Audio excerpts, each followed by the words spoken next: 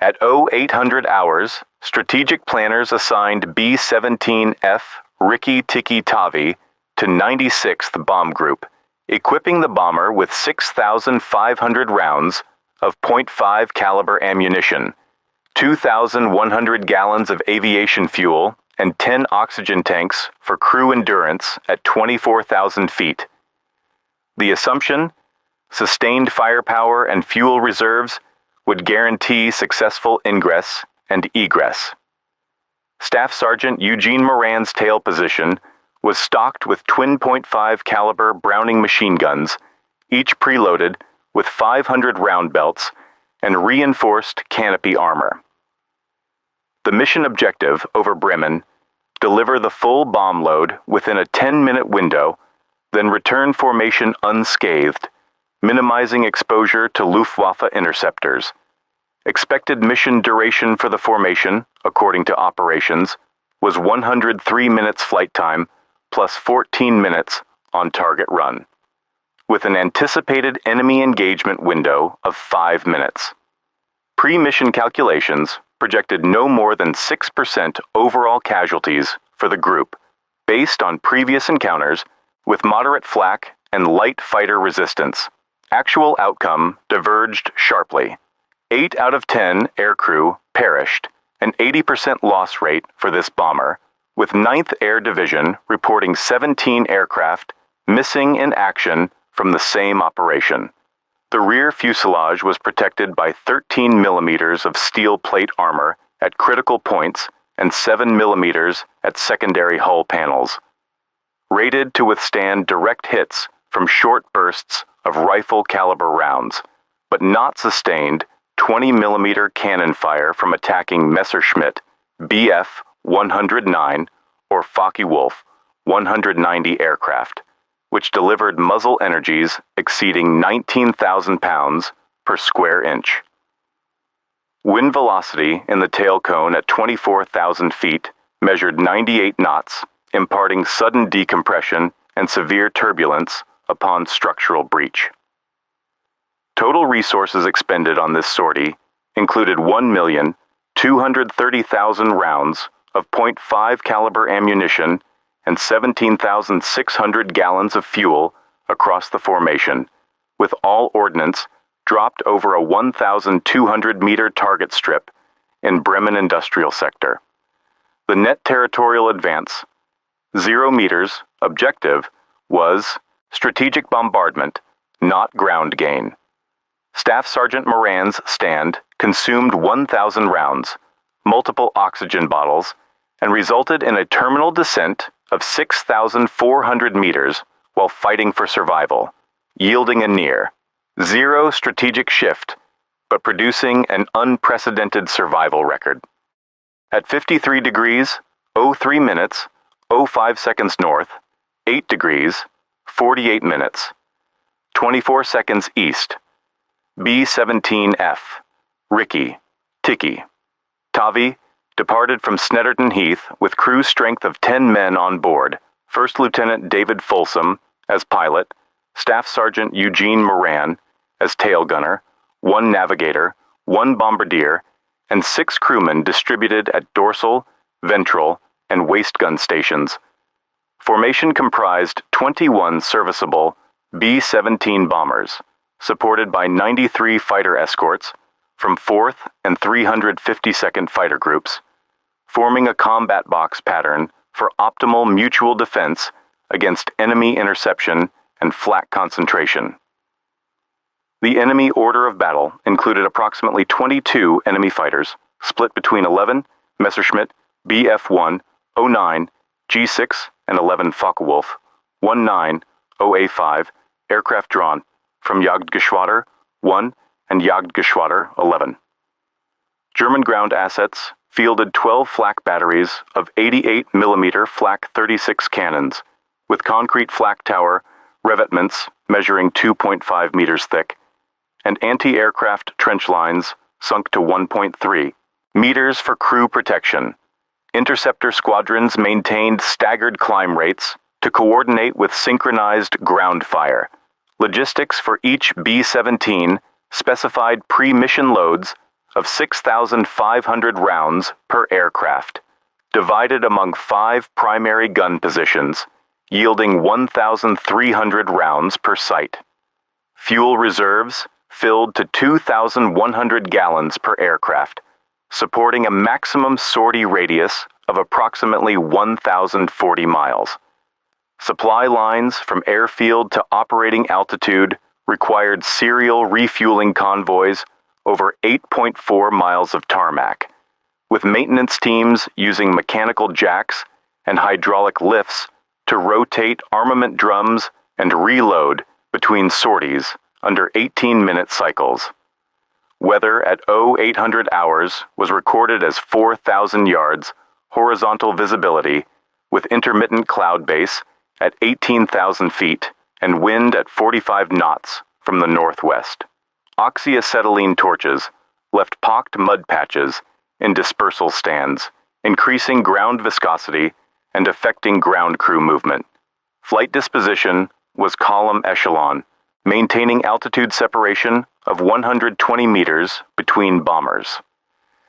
Tactical doctrine stressed tight formation to concentrate defensive fire and mitigate enemy penetration in the flak zone, with rear gunners ordered to identify enemy silhouettes by 500-yard silhouette range using Mark II gun sights. Initial contact at 10:43 hours occurred 14,200 meters northeast of Bremen, with B-17 engine RPM stabilized at 2,350 across all 4 right R 1820 Cyclone radial engines. Both tail Martin turrets aligned their twin .5 caliber guns, barrels glowing from previous fire, each capable of a cyclic rate of 750 rounds per minute. High explosive rounds passed within 4 meters of tail section, shattering rear control surfaces as Staff Sergeant Moran maintained fire at maximum traverse arc. Enemy Focke-Wulf 190s attacked in converging pairs, executing vertical slashing runs at a speed of 520 kilometers per hour. Every Bf-109 opened with 20mm MG151/20 cannon at a sustained rate of 650 rounds per minute per gun, while 13mm machine gun, 131 machine guns delivered secondary suppressive fire. One German formation expelled a total of 2,200 rounds within a 37-second time window, concentrating on exposed dorsal and tail quadrants.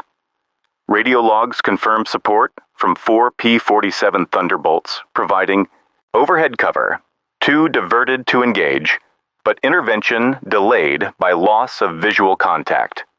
Friendly 105mm artillery batteries delivered 2 salvos, totaling 396 pounds of fragmentation ordnance, targeted at flak batteries below.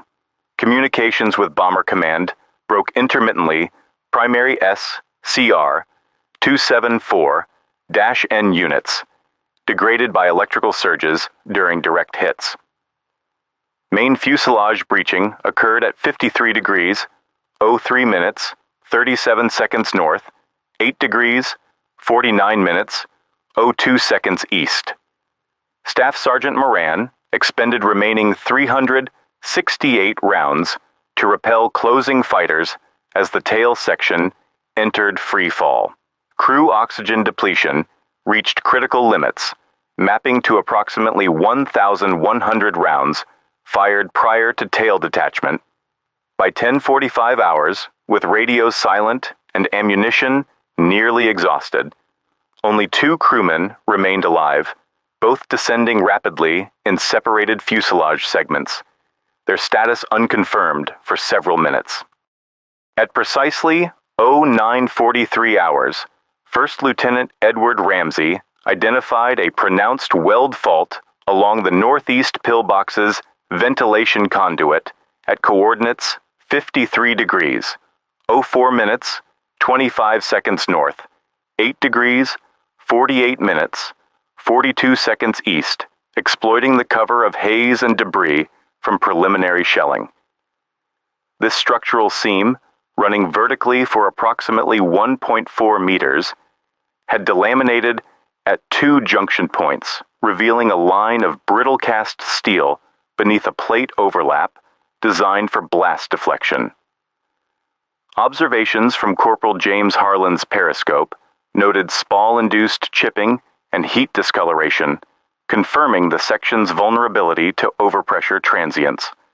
Flank sentries visually signaled a minimal arc of enfilade fire coverage during a 15-second gap, setting the operation in motion immediately.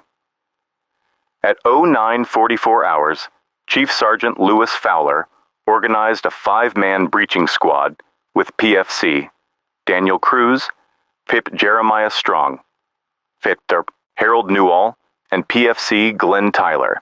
Each operator distributed a 17.5 kilogram Bangalore M1A1 torpedo section, plus a total of 8.0 kilograms in fragmentation grenades and satchel charges, with auxiliary loads of 5.2 kilograms of full fuel M2 flamethrower units. The cumulative payload exceeded 41 kilograms across the team, dictating a staggered movement to maintain a low profile. Fowler delegated fuse, lighting, and initial shield placement, standardizing role assignments based on individual breaching experience during prior exercises. Advancing at a crouch, the squad negotiated visibility restricted to 43 yards due to drifting smoke and vegetation fire. Enemy turret traverse speeds, measured at 24 degrees per second for the central cupola, imposed a maximum reaction window of 5 seconds for any cross-yard dash. Observation posts on adjacent bunkers failed to adjust elevation quickly under limited depression arcs, which were recorded at -14 degrees. Radio interception by the forward observer confirmed weapons interlock lag approaching 3 full seconds at quadrant intersections. Information leveraged to sequence the assault wave with precise timing. At 09:46 hours, squad members deployed 2 Bangalore M1A1 sections, inserting both through the compromised vent gap with careful alignment. Sergeant Fowler performed a rapid placement of a 1.6 kilogram satchel charge, integrating a number 13 instantaneous fuse with a 4.7 second chemical delay, comprised of a red phosphorus initiation train. Ignition commenced following a shielded spark from a friction igniter, after which the breaching party withdrew on a prearranged vector at a right angle, relying on a 20-yard safe line for initial detonation fall-off. Detonation at 09:46:06 generated a shock wave exceeding 250 meters per second, fracturing the pillbox wall along a 1.3 meter vertical strip and rupturing the vent conduit across an 81 centimeter diameter. High velocity, spalling ejected scabs of steel up to 8.2 meters from the breach. The breach allowed initial assault elements to surge forward at a rate of 5.6 meters per second through the opening, under covering fire, establishing a 7-meter lodgement by 09:47 hours. The deployed breaching team selected the Bangalore M1A1 variant, each section measuring 1.52 meters in length, constructed from drawn steel tubing capable of withstanding direct anti-personnel blast.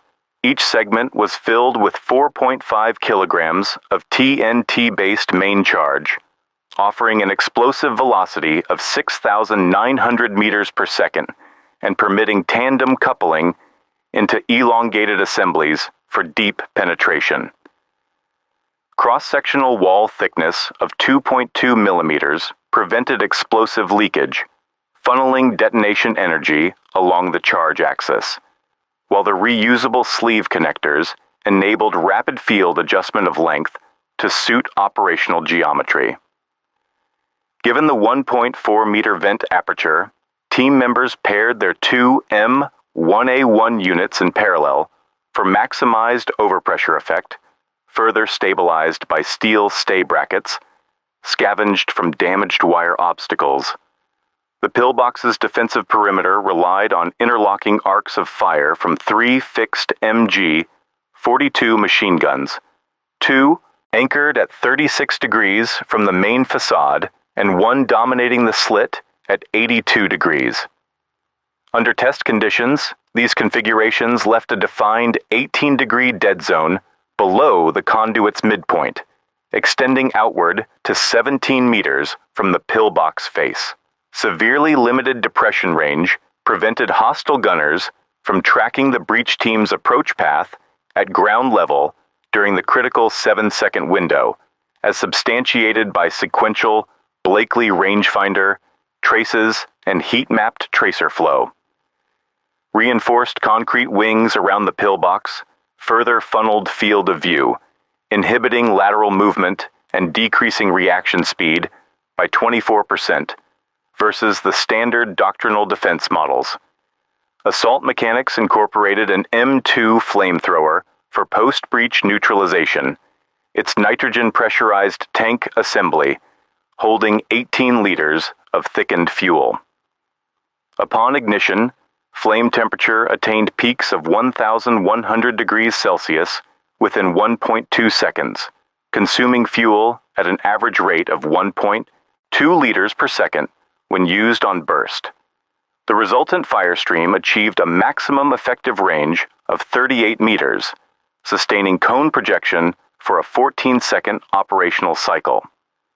Spray geometry enabled saturation of secondary bunker apertures in a 42-degree horizontal arc, vital for suppressing return fire, while breach teams established immediate bridgeheads inside the main chamber. Ballistic results from the 1.6 kilograms TNT satchel emerged in a uniform radial overpressure field, peaking at 1,350 pounds per square inch within 0.4 meters of the detonation point.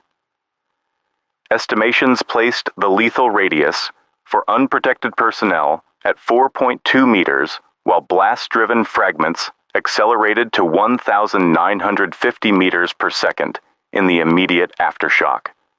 Penetration of the pillbox's 13-centimeter reinforced steel-concrete hybrid produced a breach width of 81 centimeters, exceeding the tactical minimum by 18%, facilitating the uninterrupted entry of a 2-man team. Debris cloud density registered 1.7 times the regional average for comparable detonations, due in part to the localized steel spall. Supporting this analysis, enemy radio intercepts recorded at 0948 hours noted an abrupt call for sector reserves, coinciding with a drop in inner fire frequency from 43 to 17 rounds per minute across all deterrent systems. Forward observers noted a developing breach gap, now measuring 1.3 meters, with assault elements clustered within a 6.5-meter cordon on the near side. Engineer survey teams arrived on site by 0951 hours, citing the absence of residual charge risk and verifying clear passage for the armored infantry elements scheduled for penetration at 0954 hours. Log extractions include confirmation of remaining explosive inventory at 61%. The immediate aftermath of the breach saw the primary assault squad advancing 6.4 vertical meters along a rubble-strewn slope inside the pillbox's chamber, gaining the critical elevation required to dominate the control parapet within 28 seconds. The angle of advance averaged 19 degrees from the breach axis to the rear firing shelf, with debris from the ceiling collapse impeding movement in short 0.7-meter intervals. Enemy defenders returned fire with MP-40 submachine guns from a secondary alcove, expending an estimated 90 rounds in the initial 16 seconds. But their fields of fire were hampered by lingering dust vortices and flame residue. Despite encountering moderate resistance, breaching elements achieved uninterrupted upward mobility, re-establishing hand-over-hand grip contact on a fractured steel beam to clear the parapet at 09:48 hours. Engaged in a close-quarters firefight, the squad recorded the depletion of 13 fragmentation grenades and 210 rounds of .30 caliber ammunition during the initial 58 seconds. Alongside 2 minor shrapnel wounds, 1 fatality was sustained by Private Jeremiah Strong at contact range, resulting in a temporary cover gap at the breach. Command post radioed for a redirection of platoon reserves, retasking 12-man support team from neighboring Sector 14 to strengthen the pillbox's contested interior at 09:52 hours, while ordering a temporary ceasefire from linked heavy weapons on the southern arc. The ammo resupply rate slowed by 18% due to blockages at the narrow breach point, prompting a field-expedient redistribution by squad sergeants for sustained resistance. By 09:54 hours, the Consolidated Assault Platoon neutralized 2 embedded bunkers, 1 housing a forward firing point and a secondary munitions cache. 9 enemy combatants were confirmed killed, and 3 prisoners were taken from the shielded vent segment after a 4-minute standoff, according to Encoder. Watch logs and post-action tally sheets. Preparations began to exploit the corridor now cleared of explosives, with engineering teams marking the breach for broader exploitation. The forward momentum now shifted to corridor penetration setting conditions for the arrival of 2 armored half-tracks, whose deployment would shape the operational narrative in the next phase. Did you know that by November 1943, the official doctrine required the 96th Bomb Group to maintain a ready pool of 240,000 rounds of .30 caliber and .5 caliber ammunition at their forward dispersal sites, but actual deliveries often arrived short by as many as 41,000 rounds due to rail bottlenecks in eastern England. Fuel rationing meant only 4 of the 78-ton fuel Bowsers assigned to Bassingbourn were operational that week, leading to pre-sortie delays and skipped pre-mission gun checks. Quartermaster logs from November 1943 recorded 16% of winter flight suits in inventory with compromised heating elements, causing air crews to improvise with paper and wool socks, completely at odds with the cold-resistant protocols in the official USAAF handbook. German records captured after the fall of Bremen revealed that Luftwaffe fighter groups operating in the region entered that November with their lowest operational strength since the start of the year. Only 43% of assigned Bf-109 SAN 38% of Focke-Wulf 190S were available. We launch with patched coolant lines and hope the engine will not seize by the second pass, wrote Oberfeldwebel Kurt Eberhardt in his diary, dated 27th of November, 1943. Scarcity of high-octane fuel forced commanders to instruct pilots to avoid unnecessary engagements, prioritizing stragglers and damaged bombers rather than head-on attacks. These improvisations were never included in post-war accounts that describe the German defense as uniformly disciplined. Weather logs from the 29th of November raid include a striking anomaly. A jet stream onset turbulence event at 24,000 feet caused deviations in expected bomb patterns of up to 400 meters, increasing crew disorientation and reducing rate of fire accuracy by between 13 and 16%, according to after-action statistics. Crewmen later reported peculiar static discharges crackling audibly in gunner compartments as ice crystals formed around the torn fuselage, resulting in fingers numb enough to hinder magazine swaps. The air in the tail gunner's position was so sharp, every breath felt like a knife, wrote Sergeant James Hatfield, describing the surreal sense of isolation as the tail broke free from the body of the B-17F. The statistical probability of anyone surviving a 4-mile fall locked inside a tail section with a non-functioning parachute was calculated by 8th Air Force analysts, post-mission as 1 in 136,000, factoring altitude, angular velocity, and structural integrity on descent. Of more than 2,500 B-17s lost over occupied Europe during 1943, only 3 recorded cases. Moran's included ended with the tail section remaining sufficiently intact to cushion such a fall. By all logic, it should have been impossible, stated a 1948 report, for Army Air Force's medical services. Yet close analysis of debris distribution showed that fractional seconds in the breakup sequence could shift odds from near certain death to the unlikely survival seen that day. The official histories written in the late 1940s and 1950s, especially those commissioned by the U.S. Army Air Force's Historical Office, framed the Bremen raids as exemplary of bomber crew heroism and modern industrial warfare, deliberately omitting many logistical and personal failings. Published summaries focused on sortie statistics, confirmed enemy fighter losses, and broad assertions of precision morale under fire, marginalizing accounts of mechanical failure, supply missteps, and the real attrition within each bomb group. Publicly, losses like those suffered by the 96th Bomb Group were sanitized language describing the tail's separation, reduced to a technical malfunction, and the survival of Staff Sergeant Eugene Moran rendered as a line of clinical fact. With the declassification of 8th Air Force mission reports in the 1970s and partial opening of German Luftwaffe archives, by the 1990s, a different picture emerged.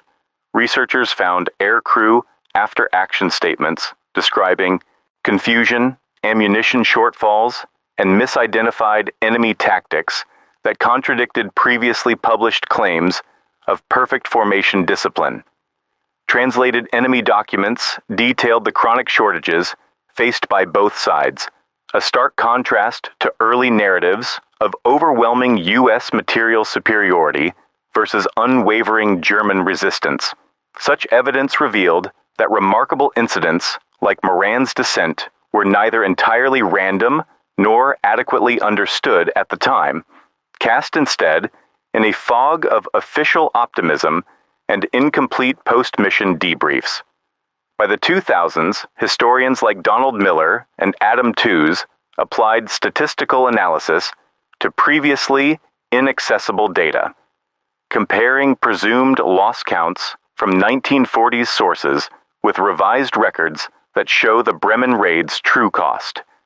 Early official records listed 8 fatalities and 2 survivors from the Rikki Tikki Tavi, but new data contextualized these numbers against a background of 132 total bomber losses that week, not the lower figure of 109 reported in contemporary press. Scholars now stress that such narrow margins of survival, 1 in 136,000 odds, were not isolated miracles, but functioned amidst very specific tactical, technical, and environmental circumstances only fully appreciated decades later.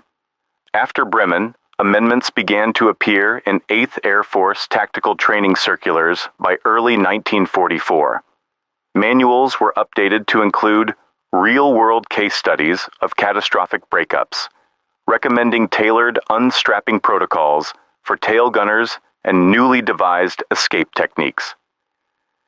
Gunnery schools referenced the Moran case to demonstrate the importance of maintaining weapon operation during aircraft disintegration rather than relying on parachute descent as an assumed last resort.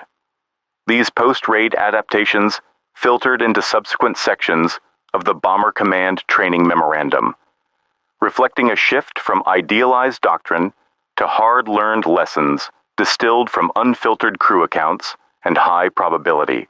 Statistical models. Before he wore the uniform, Staff Sergeant Eugene Moran had been a freight handler in Allentown, Pennsylvania. Accustomed to the heavy repetition and clanging echoes of early morning rail yards. He rotato, his motherin, October 19, faux RT3.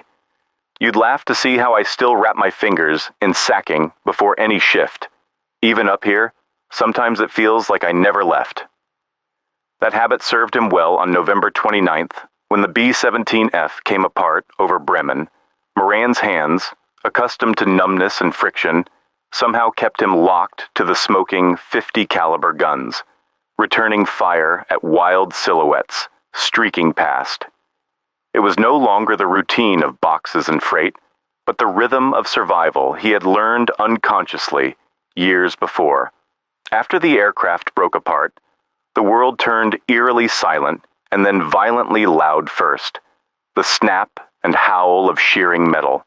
Then, only the dry clicking of empty ammunition belts and the peculiar cold hiss of wind through torn aluminum skin. Powdered paint and scorched, cordate lingered in the cramped space, mixing with oily residue and burnt insulation, the smell thickest around the severed electrical panel, where Moran's boots braced for impact. The noise becomes hollow, like everything important already happened, and you're just waiting for the ground, recalled Moran years later, describing the way terror and focus wove together in those 90 seconds of descent. The tail spun, groaning, while frozen oxygen masks slapped against the gunner window. Back in captivity, Moran wrote a letter home in March 1944, heavily censored by German censors. Hebegan, "Dear Dad, you'd be annoyed how much I miss your Monday jokes. I can't say much, but I think I'm learning patience the hard way." What he did not say, that in the first days after capture, silence in the POW barracks was broken by nightmares, his own and others, of infinite falling, and the whine of hidden engines approaching from behind, always unresolved before waking. He avoided describing the static Bernsanhi's forearms or the heavy weight in his kneest at Lingered 4 weeks, withheld his worst moments from the page out of a sense of duty not to worry them at home.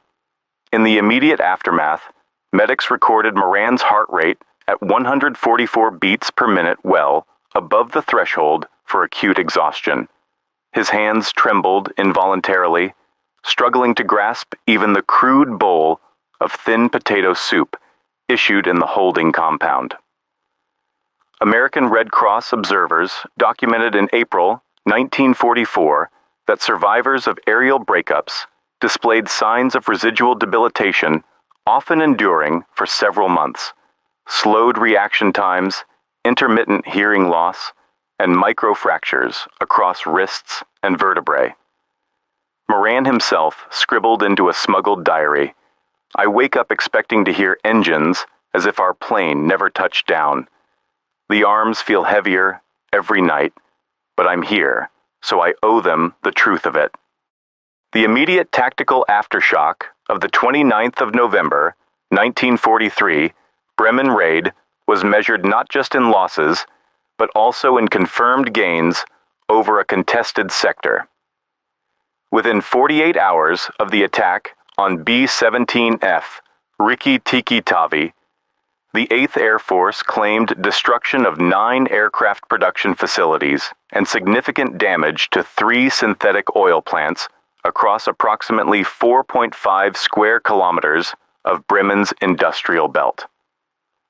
Intelligence reports indicated substantial short-term disruption, with estimates of a 12 to 16% drop in local aircraft output and a forced diversion of 5,000 to 7,000 German laborers to urgent repairs.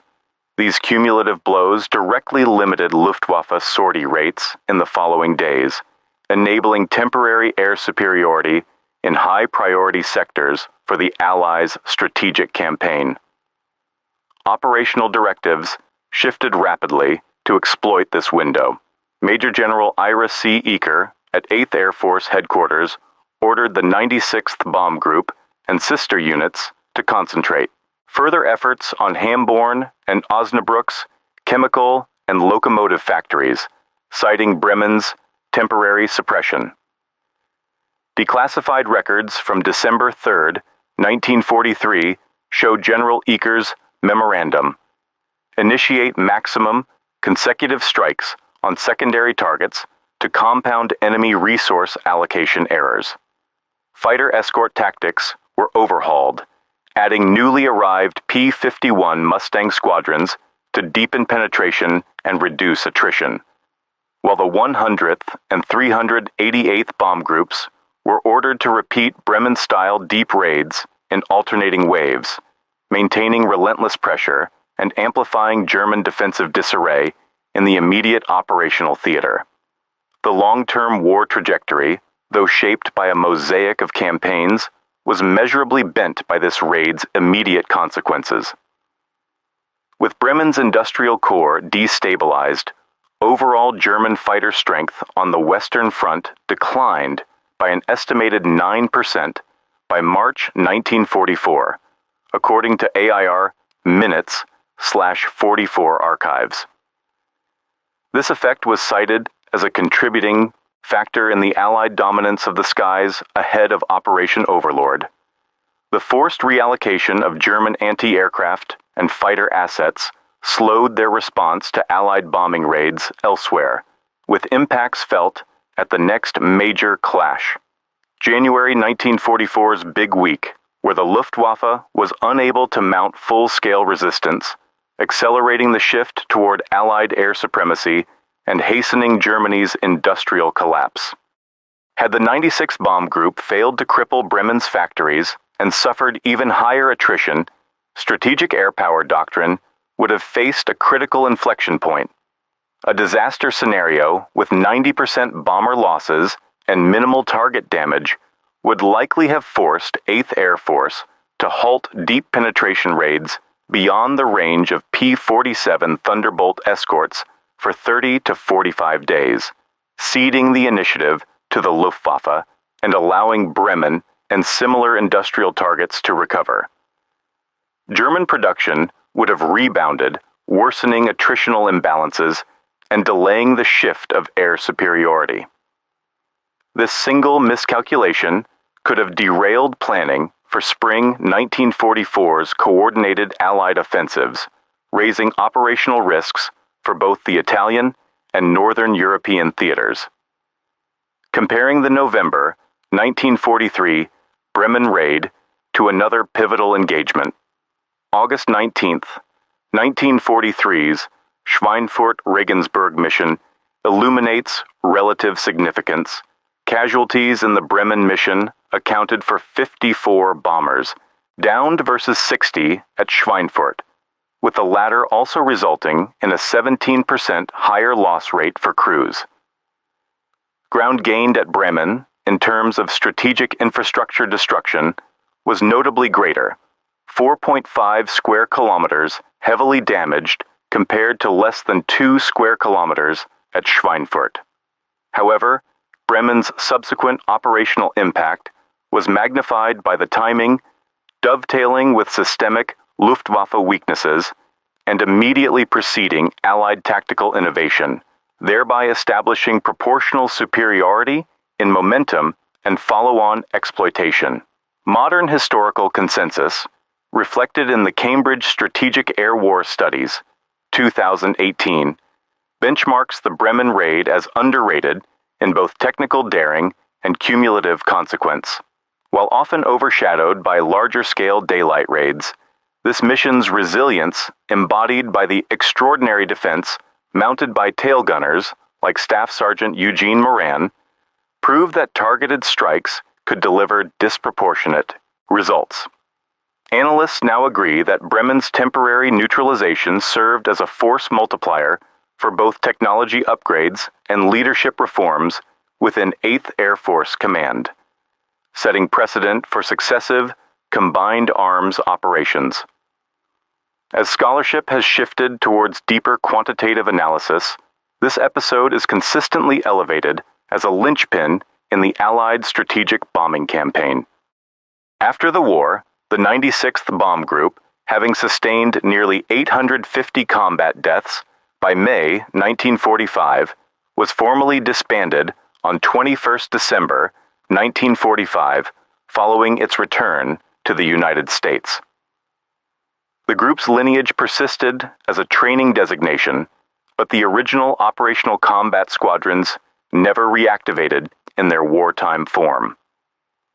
Staff Sergeant Eugene Moran, liberated from Stalag Luft IV in May 1945, became part of a generation of airmen whose units were quietly dissolved, with survivors scattered across peacetime assignments or released to civilian life. The site of the Rikki Tikki Tavi crash near Bremen is now marked by a discrete granite obelisk at Osterholz-Scharmbeck, installed in 1988 by the Volksbund Deutsche Kriegsgräberfürsorge. Annual ceremonies are held at the Cambridge American Cemetery, with 8 of the bomber's crew interred in the Normandy American Cemetery, Plot F, Row 17, graves 55 to 62. Staff Sergeant Moran's name is engraved on the 8th Air Force Memorial at Thorpe, Abbots, permanently linking his stand to the region's geographic and historical map. Factual analysis places the cost of the mission as significant: 54 aircraft and 540 personnel lost out of 2,500 sorties, over 4.5 square kilometers of critical infrastructure neutralized. The tangible disruption to enemy war output outweighed the casualties, altering the adversary's industrial trajectory for months. In the summation of war's mathematical ledger, the sacrifice and resilience of crews like Staff Sergeant Moran's remain a sobering metric, one measured not in easy valor, but in hours of survival, bought and thus opportunities for final Allied victory preserved. History does not just remember statistics, it preserves the human cost and courage behind every engagement to ensure the extraordinary story of Staff Sergeant Eugene Moran and the impossible odds faced by Rikki Tikki Tavi are never forgotten. Explore our digital archives, visit local memorials, or share this documentary with others. Join us in honoring those who served by engaging with their history, because the legacy of 4 miles, 1 tail gunners, impossible, 90-second final stand demands attention, remembrance, and reflection from every generation.